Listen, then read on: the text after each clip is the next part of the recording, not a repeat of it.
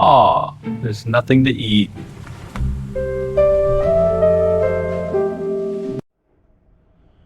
All right.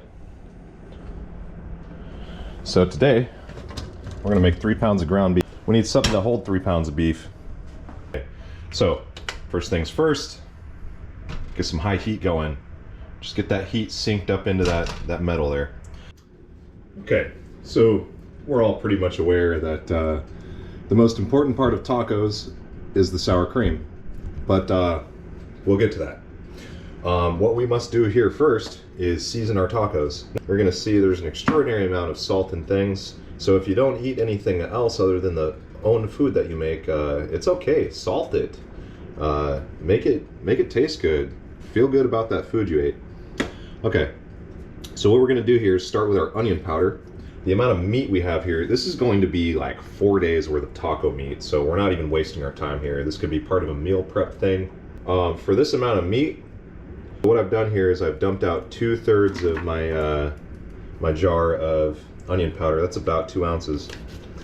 Now, what I'm going to do is follow step here with my garlic powder. I'm going to add garlic till it equates to about 1/3 of that amount. Now I want to distinguish something here that I'm setting up. This spice blend that I'm putting together at this very moment is your browning spices. These are going to be the spices that they themselves toast and brown with the meat. This is going to be a much better flavor profile than simply simmering and boiling garlic powder, or if you get too far ahead, you'll burn your herbs, and you don't want to do that. So, all the hard cruciferous vegetable style spices, they get toasted. Now, this is something I learned from Indian cuisine. Spices in India, they do all this work to their spices and they toast them. This taco seasoning requires quite a bit of cumin, and we're going to do about 1/2 of the garlic powder to cumin. We're going to come over here, and these are kind of our flavoring enhancers. Coriander matches with cumin very well. They kind of sustain this like zesty orange peel smell, and we're just going to sprinkle a little bit of that in there, just enough to give it some breath of life. And then very important, paprika. Now, a lot of people might underestimate this spice. They're like, it doesn't taste like anything. It tastes like a lot of something, and that is umami. This is pure umami powder. So you put this on stuff and you toast it into your oils, you toast it into your spices, you toast it into your fats that you have, and it creates the most brilliant structure that kind of glues all those flavors together. So when you don't have it, you very much miss it. And when you taste it inside of oils and stuff, you'll notice it's kind of the flavor of pepperoni. Now, the amount of salt. We have 1 pound, 1 pound, 1 pound. That's 3 pounds. So here's a good way to measure that. About 1 pound of meat takes about something like I'd say a teaspoon of salt, half a teaspoon of salt. You might think I'm over salting it, but 1 pound, that's 2 pounds. That's 3 pounds. Okay, so now we have our 3 pounds of beef, our spices. Let's get ourselves ready at the stove here. Our pan is preheating, and we're just gonna crank that right back up to high. I turned it down just to do the spice blend with you. But now we're gonna take our finger here. I've got clean hands. We're gonna get a nice droplet of water. And look at that Leyden frost. Look at that Leyden frost effect. That's beautiful. Okay, so that means we're ready.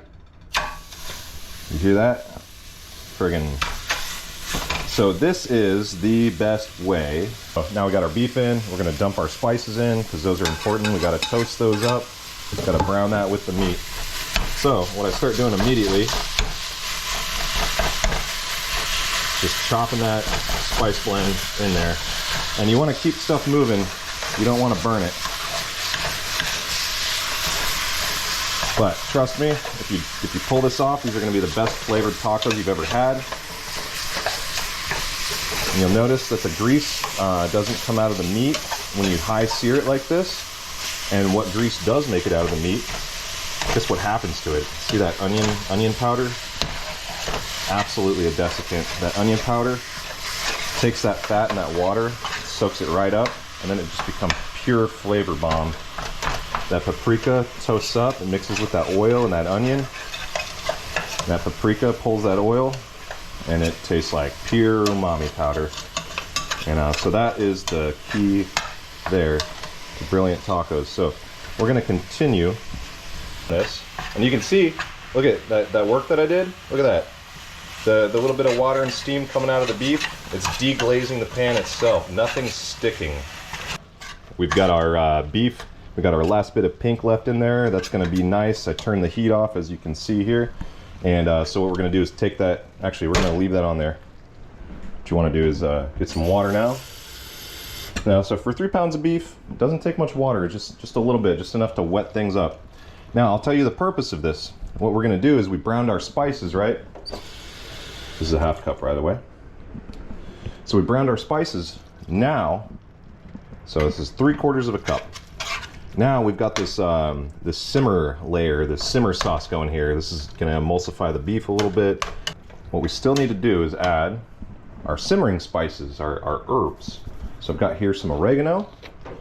Now a beautiful flavor is oregano. So I'm going to go ahead and put as much oregano as we did the garlic. So we're going to use that same ratio as the garlic. Put that oregano in. All right, so I'm going to turn that heat. I don't want to burn anything. I don't want anything scorching. I'm not trying to, all the browning is done. Now it's time to let this stuff stew. Italian seasoning, it contains all of these herbs, including oregano, thyme, rosemary.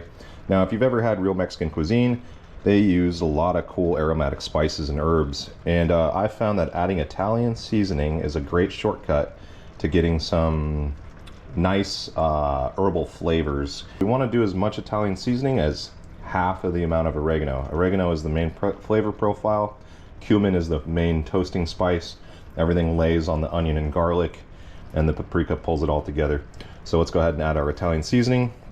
Now you can see there's a very particular amount of heat that we need here.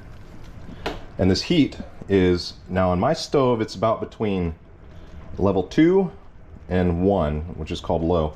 Now, what I'm looking for is, while the lid is off of this pot and it's stewing, I want to see that water. I want to see that water just simmering, not boiling. It's very important that it's not a rolling boil. Proteins at this stage are very delicate in their structure, and if you overheat them, they will bind up, become chewy and dry. So if you've ever had that problem in all of your cooking, the reason is you have too high of heat for too long. Now, in order to get stuff to break down really nicely, you want low simmer for long periods of time. Now, like I said, this can be ready to eat right now. If you really wanted to make this a dinner, you saw how fast that went together. It was like 5 minutes. It took no time at all. But what we're aiming for is wonderful flavor profiles and amazing texture. And what I found is actually stewing the ground beef at this point is the key factor in how to achieve delicious, soft, malleable, stewed taco meat with full flavor. And so now, this is a good point here to taste this mixture here. And what I found is, it tastes perfect, except for on one of those little salt piles that I made, I missed a little bit. I missed about that much. I can taste that much salt missing. So if you thought it was too much salt that I was putting in, you were wrong. It was not enough. You'll see. I don't think I have enough cumin in my mix. I'm looking for a little stronger cumin taste, so I'm going to add some cumin here. I didn't add enough to begin with, and that's what this part is for. So I'm going to add a little more than that. Again, I'm not measuring anything. Measuring becomes static. I mean, if you think about this, you can go outside right now, and every day that the air is different and there's different smells in the air, you could have a piece of food in your mouth and it'll taste different as soon as you step out that door. Go ahead, test it out yourself right now. Take a bite of some food, any food, doesn't matter what it is. and then just step outside the door with that piece of food in your mouth. Okay, so now what this has to do, it's gonna stew for no more than 3 hours, no less than 2 hours. So your window of time is 2 and 3 hours. And you're gonna notice, if you keep this heat just right, just a barely a simmer, just barely bubbling while that lid's on, this meat is going to become the most delicious taco meat you've ever had in your life. And you're gonna be like, what the heck is Taco Bell doing? Why do they need that textured vegetable protein and that garbage? No, what you need is properly stewed beef. It's time to do the lettuce here. We've got our, you only need about 1 of these, maybe 2 heads, depends on how much lettuce you like to eat. But I've got a really easy way to do these romaine hearts. And I find thorough washing is a necessity. So what I do here, nobody really enjoys this part of the lettuce, and I don't want to like cut through this dirty lettuce and, you know, do all that stuff. So here's what I do. Just break that heart right off. What you end up with is nice, beautiful leaves. You separate, and what I do is I actually thoroughly wash these leaves here. Are mostly dry lettuce now at this point. And what I do here is I actually start to stack these in a pattern that's going to help me cut these things nice. This little bundle of lettuce here, and I am an absolute fan of this knife here. I love the shape. I love what I can do with it. It's my favorite knife. I'm not a skilled chef. I'm just a home cook. But what I like to do here is turn these into confetti strips. They're strips.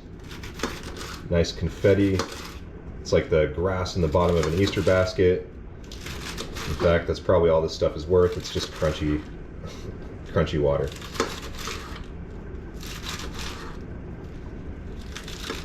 So our nice bundle held together helps us hold all this stuff in place, and you just watch it expand apart as you slice through it. This is now a great salad, by the way. This is the base for a fantastic salad. So this is our lettuce taco topping. I don't know if you can quite tell through the camera here, but we've got some little bubbles forming on the surface of that meat, and that tells us our heat is just simmering. It's not a rolling boil, it's not bubbling the lid up. And then watch, when we take our lid off, it almost relieves enough of the pressure that it almost stops boiling. So I might actually have this heat a little too high, and man, if you can smell those spices, how aromatic this is and how flavorful it is. Now we're gonna make flour tortillas, and these are the most easy bread you'll ever make in your life. So got our flour here. Everything we do about 1 cup of flour. We're gonna add a bunch of salt. Salt is your friend. Salt makes things taste great. All right, so we got our dry ingredients. Blend those a little bit. So what we're going to want to do here is add oil. What oil does is it makes the flour chewy when you have the final product, because it's not a saturated fat. That's an important thing. So what we're going to do is add enough oil until this becomes a sandy flour mixture. Fork here, it allows to actually sift through some of that, and so it's add about 1 teaspoon of oil at a time as you do this whole process. Again, here on cooking something from nothing, I don't really measure things. I cook everything by a proportional value. So see, more and more of the flour granules are adhering together as we continue this, and it's starting to reach that sandy consistency texture here for what we want. This is perfect. Okay, so now to this mixture, in order to get the glutens to perform, we have to add water. So we're going to add some hot water now. We're over to the sink here. Go ahead and get the tap ready. Now we got some hot water. It's about 110 degrees, 120 degrees. And we're just going to add water until you see a nice sticky texture. Now I use hot water because what it does is it actually breaks down the starches better and allows that gluten bond, that gluten chain to unfurl and become a little more user-friendly right away. So now we have a nice sticky, oily dough.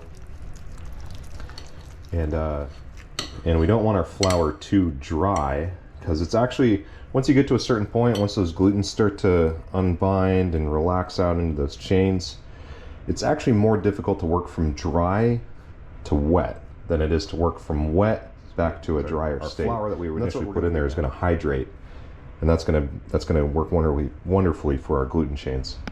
So we're going to incorporate our dry flour until it's actually a stiff ball that doesn't stick to anything. So we're going to go well hydrated, but we want a nice stiff dough that rolls out nice and thin. So there's a combination of things here that have to happen to our flour in order to allow that to occur. So now we're at a certain point where the fork is kind of mangling our dough, pulling the chains apart, separating the dough mass too much. It's dry enough to handle, and what I do from here is actually fold the dough, stretching the dough without breaking the bonds. As you can see, like the surface there, how you have these different striation patterns. So if I continue to pull that, you can see that layer just pulled apart. Those are the layers I'm trying to get together. Again, the more I work this dough, the more hydrated it becomes without actually folding it. I'm just smashing,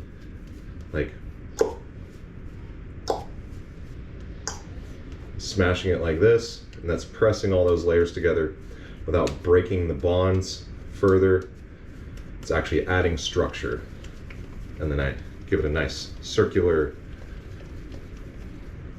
rotation, smash that down. And if you have a hot stone, I don't know what you use to cook on, but here's a cast iron. Everyone should have at least one of these in the kitchen. If you don't have a cast iron in your kitchen, I don't know, you're missing out, because that's a beautiful piece of cookware. All right. Okay, so let's get our cast iron heated up here on the stove.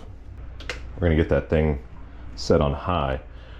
So this is just gonna build up heat really quick, heat sink out, and it's gonna take about 4 minutes or so, 5 minutes.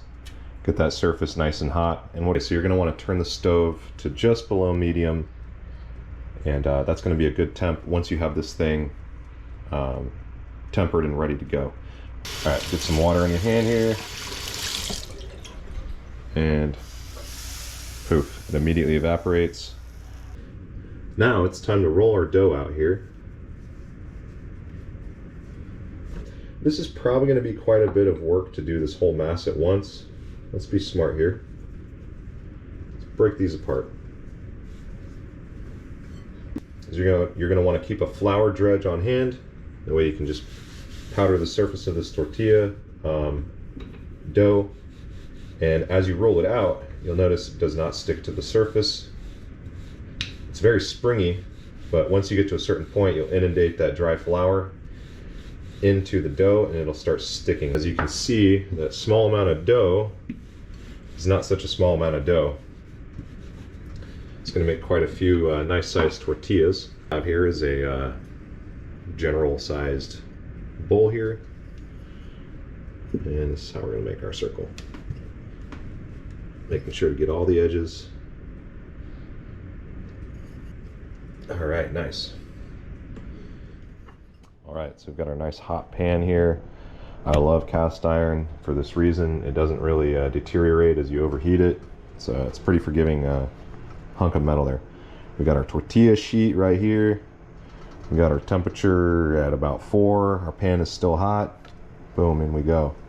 So if you actually have a tortilla warmer, definitely use it. Okay, so one side's done here. We don't want to get it burnt. We just want those toasty nodes to toast.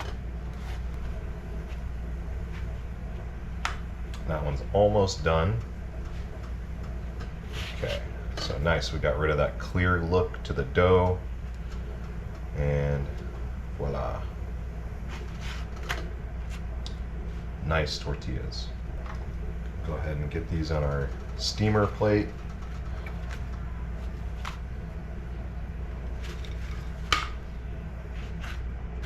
Sandwich those in the heat, put the steamer lid back on, ready to serve. So now we have our tortillas, our lettuce, our stewed beef, wonderfully aromatic, smells just like those famous taco places that you probably love. Pro tip: you don't want to reach directly into the bag of cheese. What happens is we don't always clean our hands that well. We'll cross-contaminate things on accident. So instead of ruining your whole bag of cheese that's going to sit in the fridge with all that stuff in it for a month, don't do that. Take your cheese, open it up, pour it out. This is a necessary step right here. And honestly, if you don't use all this, put this in the fridge, covered up, store it for later, and use it. That way you don't contaminate that whole bag in there. That's a great way to not lose food, honestly. Okay, so now we're just going to assemble our tacos. I have my burnt shell right here. I'm going to eat that one because it's burnt. Take a spoonful of meat here, or several. I want a nice thick taco here. Yeah. Basically what you can do is fill the surface of that shell. That's gonna give you a maximal amount of meat for what the taco really is. Get your cheese. I like lots of cheese myself.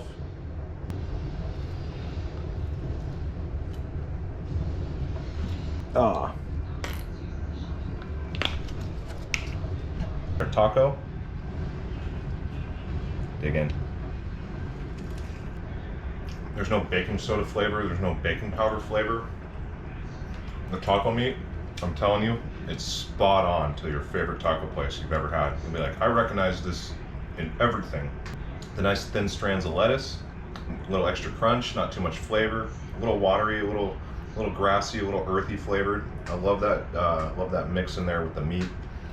And then you got your cheese and your sour cream. A nice little funky edge to pull everything together. A nice little umami ribbon on the top there. And everything just kind of fits so nice with that fresh flatbread that we made.